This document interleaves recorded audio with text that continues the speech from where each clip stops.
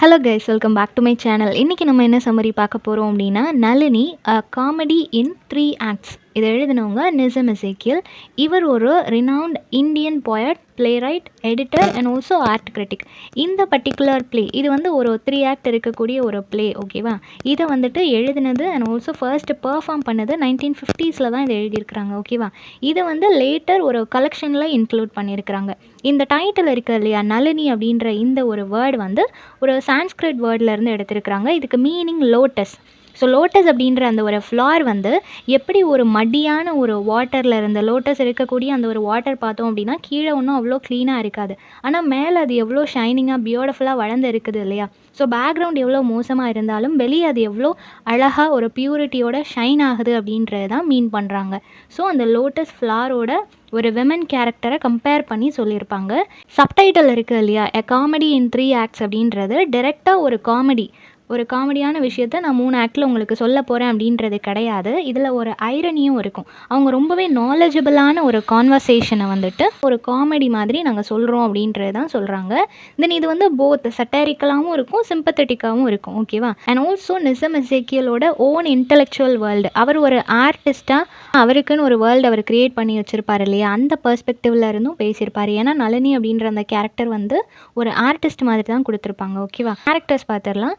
நளினி அப்படின்ற ஒரு கேரக்டர், அவங்க தான் ப்ரொட்டகனிஸ்ட். ரொம்பவே யங் அண்ட் அட்ராக்டிவான ஒரு விமன். இண்டிபெண்ட்டாக இருக்கணும் அப்படின்றதுல ரொம்பவே அப்சஸ்டாக இருக்கக்கூடிய ஒரு விமன். பெயிண்டராக இருப்பாங்க இவங்க. ஸோ மாடர்ன் இந்தியன் விமன் அப்படின்றதுக்கு ஒரு பெஸ்ட் எக்ஸாம்பிள். ரொம்ப கான்ஃபிடெண்ட்டாக இருப்பாங்க, யாரையும் டிபெண்ட் பண்ணாமல் அவங்களோட ஓன் வேல அவங்களோட லைஃப்பை லீட் பண்ணிகிட்டு இருப்பாங்க. தென் ஆனந்த் அப்படின்ற ஒரு கேரக்டர், இவர் ஒரு ரைட்டர், ஸ்பெஷலி அவர் ஒரு பொயட், ஓகேவா? மெயில் ஈகோ இருக்கக்கூடிய ஒரு கேரக்டராக இருப்பார். தென் பாபி அப்படின்ற ஒரு ஜேர்னலிஸ்ட் வருவாங்க. இவங்க நளினியோட ஒரு ஃப்ரெண்ட், ஓகேவா? ரொம்ப நாலேஜபிளான ஒரு person and also little bit ஒரு ஹியூமர் டச்சும் அவரோட கான்வர்சேஷனில் எப்போவுமே இருக்கும். ஈஸியாக யாரையும் மார்க் பண்ணக்கூடிய ஒரு பர்சன். தென் ரஞ்சித் அப்படின்ற ஒரு கேரக்டர், இவங்களும் நளினியோட ஒரு மியூச்சுவல் ஃப்ரெண்ட், ஓகேவா? தென் மிஸ்ஸஸ் மெக்டா அப்படின்ற ஒரு கேரக்டர், இவங்க நளினியை விசிட் பண்ண வருவாங்க. ஏன்னா அவங்க வந்து ஒரு ஃபேமஸான ஆர்டிஸ்ட்டாக இருப்பாங்க. ஸோ அடிக்கடி நிறைய பேர் அவங்கள விசிட் பண்ணுவாங்க. அந்த மாதிரி இந்த ஒரு விமனும் அவங்கள விசிட் பண்ணுவாங்க. இந்த மிஸ்ஸஸ் மெக்டா அப்படின்றவங்க வந்து ஒரு ஓல்டு விமன் அப்படின்றதுனால நளினியோட இந்த மாடர்ன் லைஃப்பை எப்போவுமே ஜட்ஜ் பண்ணக்கூடிய ஒரு கேரக்டராக இருப்பாங்க. அவங்களோட ஹஸ்பண்ட் மிஸ்டர் மெக்டா இருக்கிறார் இல்லையா, அவருமே அந்த மாதிரியான ஒரு பர்சன் தான். அவரும் ரொம்ப ட்ரெடிஷ்னலான ஒரு லைஃப் லீட் பண்ணிட்டு இருக்கிறதுனால அவங்க 2 பேருமே இந்த ட்ரெடிஷன் அப்படின்னு வரும்போது மாடர்னிட்டி அக்செப்ட் பண்ணிக்காமல் ரொம்ப பேக்வர்டான ஒரு மைண்ட் செட்டில் இருக்கக்கூடிய பீப்புளாக இருப்பாங்க. ஸோ இவ்வளோ தான் கேரக்டர்ஸ். ஓகே, சம்மரி பார்த்துடலாம். எப்படி ஸ்டார்ட் பண்ணுறாங்க அப்படின்னா, ஆக்ட் 1ல் வந்துட்டு இப்போ ஒரு ஆஃப்டர்நூன் டைமில் நளினியோட அந்த ட்ராயிங் ரூமில் அவங்க இருக்கிறாங்க. ரூம் ஃபுல்லாகவே பெயிண்ட் ப்ரஷ்ஷாக இருக்கட்டும், புக்ஸாக இருக்கட்டும், நிறைய அதுக்கான தேவையான புக்ஸ் எல்லாத்தையும் ஃபில் பண்ணி இருக்கிற மாதிரி ரொம்ப மாடர்ன் ஆர்டிஸ்டிக் வேர்ல்டு மாதிரி அவங்க ரெடி பண்ணி வச்சுருக்கிறாங்க. நளினி வந்து ரொம்ப பிஸியாக அவங்களோட ஒர்க் பண்ணிகிட்டு இருக்கிறாங்க. அப்போது அவங்களோட சர்வெண்ட் வந்து இன்ஃபார்ம் பண்ணுறாங்க, இந்த மாதிரி உங்களை பார்க்குறதுக்காக ஆனந்த் அப்படின்ற அந்த ஒரு பொயட் வந்திருக்கிறாரு அப்படின்னு சொன்ன உடனே இவங்களும் உள்ளே வர சொல்கிறாங்க. ஆனந்த் இப்போ உள்ளே என்டர் ஆகிறாரு. அவர் உள்ளே வந்ததுக்கப்புறமா ரொம்ப பொலைட்டாக தான் அவர் இருக்கிறாரு. பேசுகிறது எல்லாமே கொஞ்சம் செல்ஃப் கான்ஷியஸாக பேசுகிற மாதிரி இருக்குது இவங்களுக்கு. எப்போவுமே தன்னை பற்றி அதிகமாக பேசக்கூடிய ஒரு பர்சனாக அவர் இருப்பார். அவர் வந்து பேச ஸ்டார்ட் பண்ணும்போது ஸ்டார்டிங்லேயே நளினியை பற்றி ப்ரைஸ் பண்ணுற மாதிரி ஸ்டார்ட் பண்ணுறாங்க. ஃபர்ஸ்ட்டு எடுத்த உடனே அவங்கள ப்ரைஸ் பண்ணக்கூடாது அப்படின்றதுக்காக அவங்களோட ஆர்ட்டை வந்து ப்ரைஸ் பண்ணுறாங்க. எவ்வளோ பியூட்டிஃபுல்லாக இருக்குது உங்களோட ஆர்ட் எல்லாமே, இது வந்து ஒரு லிவிங் ரிதம் அப்படின்றத சொல்கிறாங்க. ஸோ அவர் பேசுகிறது எல்லாமே ரொம்ப பொயட்டிக்கலாக இருக்குது. நார்மலாக ஒரு ஹியூமன் பீயிங்கோட கான்வர்சேஷன் ஃபார்மலாக எப்படி இருக்குமோ அந்த மாதிரி இல்லாமல் எப்போவுமே ஒரு பொயட்டிக்கலாக பேசக்கூடிய ஒரு பர்சனாக இருக்கிறாங்க. ஸோ அவங்க 2 பேரும் ஆர்ட் அண்ட் க்ரியேட்டிவிட்டி இது எல்லாத்தையுமே பற்றி பேசிகிட்டு இருக்கிறாங்க. அப்படி அவங்க ஜென்ரலாக பேசிகிட்டு இருந்த அந்த டாபிக் வந்து ஆனந்த் கொஞ்சம் கொஞ்சமாக அதை வந்து மோர் பர்சனலான ஒரு டாப்பிக்காக கொண்டு போகிறாரு. அவர் எந்த அளவுக்கு நளினியை அட்மையர் பண்ணுறாரு அப்படின்ற விஷயத்த சொல்கிறாங்க. ஸோ அதை வந்து பொயட்டிக்கலாக அவர் சொல்லும்போது நளினி வந்து ஸ்மைல் பண்ணுறாங்க. அவங்களுக்கு புரிஞ்சு போச்சு, இவருக்கு இன்ட்ரெஸ்ட் இருக்குது, அதை தான் அவர் சொல்ல வராரு அப்படின்றது புரிஞ்சு போச்சு. ஸோ அதுக்காக தான் இந்த அப்ரிஷியேஷன் எல்லாமே அவர் கொடுத்துட்ருக்கிறாரு அப்படின்றதும் அவங்களுக்கு புரிஞ்சு போச்சு. பட் அவங்க இந்த கான்வர்சேஷனை வந்து ரொம்ப சீரியஸாக எடுத்துகிட்டு போகாமல் அது ரொம்ப லைட்டாக ஒரு ஐரானிக் வேலையே அதை கொண்டு போகிறாங்க. பட் இவர் வந்துட்டு அதை வந்து ஒரு ரொமான்டிக் கான்வர்சேஷனாக கொண்டு போக ட்ரை பண்ணுறாரு. இவங்க வந்து அதை கட் பண்ணிகிட்டே இருக்கிறாங்க. இந்த மாதிரி அவங்க பேசிகிட்டு இருக்கும்போது ஆனந்த் வந்து என்ன சொல்கிறாரு அப்படின்னா, ஆர்டிஸ்ட் எல்லாருமே ஒரு ட்ரூத்தை தேடக்கூடிய ஒரு அந்த சர்ச் பண்ணக்கூடிய ஒரு பெர்சனா தான் இருப்பாங்க அப்படின்றத சொல்றாங்க. உண்மைய தேடி அந்த ஆர்டிஸ்ட் எல்லாரும் ஓடிட்டே இருப்பாங்க அப்படின்ற மாதிரி சொல்றாங்க. ஸோ இது எல்லாமே அவரோட அந்த பொயட்டிக் ஐடியல்ஸ் இல்லையா? அவருக்குன்னு ஒரு தாட் ப்ராசஸ் இருக்கும். அவருக்குன்னு சில பெர்ஸ்பெக்டிவ்ஸ் இருக்கும். அத வந்து ஜென்ரலா சொல்ற மாதிரி அவர் சொல்லிட்டு இருக்கிறாரு. இத கேட்ட உடனே நளினி வந்து டீஸ் பண்றாங்க. நீங்க பேசுறதெல்லாம் பார்க்கறதுக்கு ஒரு பிலாசபர் மாதிரி இருக்குது. ஒரு நார்மல் ஹியூமன் பீயிங், ஒரு ஃப்ரெண்ட் மாதிரி நார்மலா ஒரு பெர்சன் இன்னொரு பெர்சன பார்த்தா எப்படி பேசுவாங்களோ, அந்த மாதிரி கான்வர்சேஷன் உங்ககிட்ட இல்ல. ஒரு பிலாசபிக்கலாவே நீங்க பேசிட்டு இருக்கிறீங்க அப்படின்ற மாதிரி நளினி வந்து அத டீஸ் பண்ற மாதிரி பேசுறா. இவங்க 2 பேரும் பேசிட்டு இருக்கிற அந்த சமயத்துல கொஞ்ச நேரம் கழிச்சு பாபி அங்க என்டர் ஆகுறாங்க. பாபி வந்து ஒரு ஜர்னலிஸ்ட்ன்னு சொன்னேன் இல்லையா? அவங்க அங்க வந்ததுக்கான ரீசன் என்ன அப்படின்னா, நளினிய வந்து ஒரு இன்டர்வியூ எடுக்கிறதுக்காக வந்திருப்பாங்க. அவங்களோட ஒரு மேகசின்ல அத வந்து பிளேஸ் பண்றதுக்காக இன்டர்வியூக்காக வந்திருக்கிறாங்க. அப்போ வந்து இவர் ரொம்பவே ஹியூமரா இருக்கக்கூடிய ஒரு பெர்சன். ஓகேவா? யாரா இருந்தாலும் ஈஸியா மார்க் பண்ணிருவாரு. அந்த மூடே அப்படியே சேஞ்ச் பண்ணக்கூடிய ஒரு பெர்சன். ஸோ இவங்களுக்குள்ள ஒரு கோல்டு வார் மாதிரி போயிட்டுருக்கிற அந்த சமயத்தில் இவர் என்டர் ஆனதும் அந்த ரூமோட அட்மாஸ்ஃபியரே அப்படியே சேஞ்ச் ஆயிடுச்சு. வந்த உடனே ஆனந்த வந்து டீஸ் பண்ணுறாரு. இந்த பொயட்ஸ் எல்லாருமே எப்போவுமே அவங்களுக்கு இன்ஸ்பிரேஷன் அப்படின்ற ஒரு பேரை வச்சுட்டு அவங்களுக்குள்ள எப்போவுமே ஒரு தாகம், ஒரு பசி இருந்துகிட்டே இருக்கும் இல்லையா? அப்படின்ற மாதிரி அவர் வந்து டீஸ் பண்ணுறாரு. ஏன்னா எந்த ஒரு விஷயத்த எடுத்துக்கிட்டாலும் பொயட்ஸ் வந்து ஒரு விஷயத்த அப்ரிஷியேட் பண்ணுறாங்க, எக்ஸாஜரேட் பண்ணி சொல்கிறாங்கன்னா அதை அவங்க ஒரு இன்ஸ்பிரேஷனாக எடுத்துக்கணும் இல்லையா? இப்போது நளினியுமே அவர் வந்து ரொம்ப ப்ரைஸ் பண்ணி பேசுகிறாருன்னா அவள் மேலே இவர் அட்மையர் ஆகிருக்கிறாரு. அவளை வந்து இவருக்கு பிடிச்சிருக்கு, அவளை ஒரு இன்ஸ்பிரேஷனாக எடுத்துகிட்டு தான் இதெல்லாம் பேசுகிறாரு இல்லையா? ஸோ அந்த விஷயத்த வந்து பாபி டீஸ் பண்ணி பேசுகிறாங்க. அது பேசின உடனே ஆனந்த்க்கு வந்து கோவமாயிடுச்சு. என்ன இவன் இப்படி பேசுகிறான் அப்படின்னு சொல்லிட்டு அவருக்கு கொஞ்சம் இன்சல்ட் ஆன மாதிரி ஃபீல் ஆகுது. இப்போது மறுபடியும் பாபி வந்து ஆனந்தை ப்ரொவோக் பண்ணுற மாதிரியே பேசுகிறாரு. ஸோ அவங்களுக்குள்ள ஒரு சண்டை மாதிரி போயிட்டுருக்கிறத நளினி வந்து ரொம்ப என்ஜாய் பண்ணி பார்த்துட்ருக்குறாங்க. தென் அவங்க சொல்கிறாங்க, அவங்க 2 பேரையும் பார்க்கும்போது ஏதோ 2 சைல்டு வந்துட்டு டிஸ்கைஸ் பண்ணிவிட்டு மென் மாதிரி நிற்கிற மாதிரி எனக்கு ஃபீல் ஆகுது அப்படின்றத சொல்கிறாங்க. ஸோ அந்தளவுக்கு குழந்தைங்க மாதிரி நீங்கள் சண்டை போட்டுக்கிறீங்க அப்படின்றத சொல்கிறாங்க. நெக்ஸ்ட் இவங்க 3 பேரும் சேர்ந்து நிறையா டாபிக் எல்லாமே பேசுகிறாங்க. Art, women freedom, hypocrisy of society, இந்த மாதிரி நிறைய விஷயங்களை பற்றி அவங்க ஷேர் பண்ணிகிட்டே இருக்கிறாங்க. அப்போது பாபி வந்து என்ன சொல்கிறாரு அப்படின்னா, இந்தியன் இன்டெலெக்சுவல்ஸ் இருக்கிறாங்க இல்லையா? அவங்க எல்லாருமே மாடர்ன் வேர்ல்டை பற்றி பேசுவாங்க. மாடர்னிசமை நோக்கி நம்ம போகணும் அப்படின்றதெல்லாம் பேசுவாங்க. ஆனால் அவங்க ட்ரெடிஷ்னலான ஒரு லைஃப் தான் லீட் பண்ணுவாங்க அப்படின்றத சொல்கிறாங்க. நம்ம நிறைய பேர் அதான் பண்ணிகிட்ருக்கோம் இல்லையா? நம்ம மாடர்னாக இருக்கணும், அட்வான்ஸ்டாக மாறணும் அப்படின்னு சொன்னாலும் இன்னும் நிறைய ட்ரெடிஷ்னலான விஷயங்களை விட்டு நம்ம வெளியே வரலை. அது வந்து நல்ல விஷயங்களா இருக்கும்போது அதை ஃபாலோ பண்ணலாம். அது நம்மளோட வளர்ச்சியை தடுக்குது அப்படின்றப்போ அதை நம்ம விட்டு வெளியே வர்றதில் தப்பில்லை. பட் நம்ம ஸ்டில் அதை வந்து நம்ம கூடவே கூட்டிகிட்டு வந்துட்டுருக்குறோம். ஸோ கம்ப்ளீட்டாக ஒரு மாடர்ன் லைஃபுக்குள்ளே நம்ம போகல அப்படின்றத சொல்கிறாங்க. ஆனந்த் அண்ட் பாபி மாற்றி மாற்றி அவங்க இன்சல்ட் பண்ணிக்கிறாங்க, ரோஸ் பண்ணிக்கிறாங்க. பாபி தான் நிறைய இன்சல்ட் பண்ணுறாரு.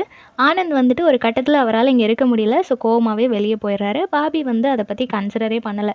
சரி போயிட்டு போகிறான் அப்படின்னு சொல்லிட்டு விட்டுட்டாங்க. ஆக்ட் 2ல் என்ன நடக்குது அப்படின்னா, இப்போ கொஞ்ச நாள் கடந்து போயாச்சு. நளினி வந்து அவங்களோட ஸ்டூடியோவில் இருக்கும்போது ஆனந்த் அகெயின் அந்த இடத்துக்கு வராரு.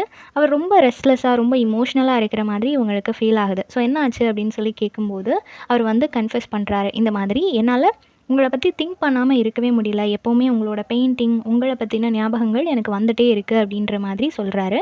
ஸோ நளினி வந்து ரொம்ப காமாக அதுக்கு வந்து ரிப்ளை பண்ணுறாங்க. அட்மிரேஷன் அப்படின்றது வந்து என்றைக்கும் பொசஷனாக மாறக்கூடாது அப்படின்றத சொல்கிறாங்க. மாறாது அப்படின்றதையும் சொல்கிறாங்க. ஸோ ஒருத்தங்களை வந்து நம்ம இன்ஸ்பயர் பண்ணுறோம் அப்படின்னா அந்த இன்ஸ்பிரேஷன் நம்மளோட மைண்டில் இருக்கும். அதுக்குன்னு எப்போ பார்த்தாலும் அவங்கள பற்றியே நம்ம நினச்சிட்ருப்போம் அப்படின்றதெல்லாம் இல்லை இல்லையா? ஸோ அதுக்கு டிஃப்ரென்ஸ் இருக்குது. ஸோ அதை நீங்கள் புரிஞ்சுக்கணும் அப்படின்ற மாதிரி சொல்கிறாங்க. ஸோ ஆனந்துக்கு வந்து கொஞ்சம் கொஞ்சமாக ஒரு ஜெலசி ஃபீல் அவங்களுக்குள்ள க்ரியேட் ஆக ஆரம்பிக்குது. அவர் என்ன ஃபீல் பண்ணுறாரு அப்படின்னா, நம்ம இவங்கக்கிட்ட வந்து பேசுகிற மாதிரி, டைம் ஸ்பெண்ட் பண்ணுற மாதிரி பாபியும் இங்கே வராரோ அப்படின்ற மாதிரி இவருக்கு ஒரு ஃபீல் இருக்குது. ஸோ அவரோட பேச்சில் வந்து இவங்களால் அதை புரிஞ்சிக்க முடியுது. ஸோ கான்வர்சேஷன் வந்து ஸ்டார்ட் ஆகும்போது அவர் அதிகமாக பாபி பற்றி பேசுகிறதும், அதனால் டென்ஷன் ஆகிறதும், ஒரு சஸ்பீஷியஸ் ஃபீல்குள்ளேயே அவர் இருக்கிறதும் இவங்களால் கெஸ் பண்ண முடியுது. ஸோ நளினி என்ன சொல்கிறாங்க அப்படின்னா, ஒரு ஃப்ரெண்ட்ஷிப் அப்படின்ற ஒரு ஜோனுக்குள்ளே நம்ம இருக்கும்போது நீங்கள் ஓனர்ஷிப் எடுத்துக்க முடியாது. நான் யார் கூட இருக்கணும், யார் கூட பேசணும், இந்த மாதிரியான விஷயங்கள் எல்லாம் நீங்கள் கைட் பண்ணக்கூடாது, ஜட்ஜ் பண்ணக்கூடாது அப்படின்ற மாதிரி அவங்க வந்து அந்த கான்வர்சேஷனை அப்படியே கட் பண்ணுறாங்க. நளினி என்ன ஃபீல் பண்ணுறாங்க அப்படின்னா, நீங்கள் வந்து லவ் அப்படின்ற அந்த ஒரு வேர்டை கொண்டு வந்து என்னோடய ஃப்ரீடமை கம்ப்ளீட்டாக டெஸ்ட்ராய் பண்ணி என்னை ஒரு கேஜில் அடைக்கலாம் நீங்கள் பார்க்குறீங்க. அது வந்து லவ் கிடையாது அப்படின்றத வந்து அவங்க சொல்லிகிட்டு இருக்காங்க. ஸோ இந்த மாதிரி அவரோட மேல் ஈகோவால் அவர் பேசுகிறாரு. இவங்க அவங்களோட ஃபீமேல் இண்டிபெண்டன்ஸ்க்காக பேசிகிட்டு இருக்காங்க. ஸோ 2 பேரும் மாற்றி மாற்றி பேசிகிட்டு இருக்கிற அந்த சமயத்தில் பாபி அந்த இடத்துக்கு வராரு. அவரை யாருமே கால் பண்ணவே இல்லை, யாருமே இன்வைட் பண்ணலை. இருந்தாலும் அவர் அந்த இடத்துக்கு வராரு. வந்த உடனே அவருக்கு சிச்சுவேஷனை புரிஞ்சுக்க முடியுது. ஏதோ ஒன்று நடந்திருக்கு, 2 பேரோட ஃபேஸுமே ரொம்ப டென்ஷனாக இருக்குது அப்படின்றத அவர் புரிஞ்சுக்கிறாரு. புரிஞ்சுக்கிட்டு அவர் என்ன சொல்கிறாரு அப்படின்னா, I hope the war is only verbal. So வாயால் மட்டும்தான் 2 பேரும் சண்டை போட்டுட்டு இருக்கிறீங்கன்னு நினைக்கிறேன் அப்படின்ற மாதிரி அவர் சொல்கிறாரு. ஸோ அது வந்து ஒரு காமிக்கல் வேல அந்த சிச்சுவேஷனை மாற்றணும் அப்படின்றதுக்காக தான் அவர் சொல்கிறாரு. எல்லாருமே கொஞ்சம் நார்மல் ஆகுறாங்க. இப்போ அந்த இடத்துக்கு ரஞ்சித் அண்ட் மெக்டாஸ் 2 பேருமே வராங்க. மிஸ்டர் அண்ட் மிஸ்ஸஸ் 2 பேரும் வராங்க. ஸோ எல்லாரும் அந்த இடத்துல கேதர் ஆனதுக்கப்புறம் இது ஒரு சோஷியல் கேதரிங் மாதிரி ஆயிடுச்சு. அந்த பர்சனல் கான்வர்சேஷன் எல்லாம் பிரேக் ஆகி நிறைய பேர் அங்கே வந்துட்டாங்க. ஒரு பெரிய கான்வர்சேஷன் வந்து ஸ்டார்ட் ஆகுது. இப்போ அவங்க எல்லாரும் எதை பற்றி பேசிகிட்டு இருக்காங்க அப்படின்னா, இந்த மாடர்ன் விமனோட மொராலிட்டியை பற்றி பேசுகிறாங்க. முக்கியமாக மிஸ்ஸஸ் மெக்டா வந்துட்டு நளினியை கார்னர் பண்ணுற மாதிரி பேசும்போது நளினி என்ன சொல்கிறாங்க அப்படின்னா, ரொம்ப டிக்னிட்டியோட அவங்க நீட்டாக ஆன்சர் பண்ணுறாங்க. என்றைக்குமே ஆர்ட் அப்படின்றது ஒரு மாரல் ஃபியருக்குள்ளே அதால் மூச்சு விட முடியாது. நம்ம வந்து என்றைக்குமே ஒரு பயத்தோடையே இருந்தோம். சொசைட்டி நம்மளை எப்படி ஜட்ஜ் பண்ணும், நம்மளை என்ன நினைக்கும்ன்ட்டு ஒரு பயத்தோடையே நம்ம இருந்தோன்னா நம்மளோட ஆர்ட், நம்மளோட டேலண்ட் எதையுமே நம்மளால் எஸ்டாப்ளிஷ் பண்ண முடியாது அப்படின்றது ரொம்ப டிக்னிட்டியோடு அவங்க சொல்கிறாங்க. இதை கேட்ட உடனே பாபி வந்து கிளாப் பண்ணுறாரு. ஸ்போக்கன் லைக் அ ரியல் ரெவல்யூஷனரி அப்படின்னு சொல்கிறாரு. ஸோ அவர் வந்து இதை சப்போர்ட் பண்ணுறாரு. இப்போ ரிமைனிங் இருந்தவங்களுக்கு எல்லாருக்குமே அது ஒரு நோஸ்கட் மாதிரி, ஒரு இன்சல்ட் மாதிரி ஃபீல் ஆகிடுச்சு இல்லையா? ஸோ எல்லாருமே அங்கேருந்து போகலாம் அப்படின்னு சொல்லி முடிவு பண்ணுறாங்க. ஒருத்தர் அங்கேருந்து கலைஞ்சு போயிடுறாங்க. இப்போது பாபி வந்து நல்லா சிரிச்சுட்டே இருக்கிறாரு. ஆனந்துக்குமே அது ஒரு இன்சல்ட் மாதிரி தான் இருக்குது. ஓகேவா? ஸோ நளினி வந்து ஆனந்த் கிட்டே என்ன சொல்கிறாங்க அப்படின்னா, நான் வந்து ஹானஸ்டியை தான் ரொம்ப நான் வந்து வேல்யூ பண்ணுறேன். ஒரு இமேஜினேஷனாக இருக்கட்டும், இல்லை ரியாலிட்டியாக இருக்கட்டும், லவ் விட ஹானஸ்டி ரொம்ப முக்கியமான ஒரு விஷயமா இருக்குது ஒரு ரிலேஷன்ஷிப்பில் அப்படின்றத வந்து அவங்க சொல்கிறாங்க. அப்போ அதை அவர் புரிஞ்சுக்கிறாரு. நமக்காக அவரோட பொயட்ரி லைஃப் நல்லா இருக்கணும், அவர் ஒரு பெரிய பொயட் ஆகணும் அப்படின்றதுக்காக இவங்கள ஒரு டூலாக யூஸ் பண்ணிக்கலான்னு அவர் நினச்சாரு. பட் அது வந்து தப்பு அப்படின்றத இவங்க புரிய வைக்கிறாங்க. ஸோ இப்போ அவருக்கு புரிய வருது அவங்க என்ன மீன் பண்ணுறாங்க, நம்ம அவங்கள ஒரு டூலாக யூஸ் பண்ணிக்கணும்னு நினச்சோம் அப்படின்றது அவங்களுக்கு புரியுதுன்றது இவருக்கு தெரிஞ்சு போச்சு. ஸோ அவர் ஹர்ட் ஆகிறாரு.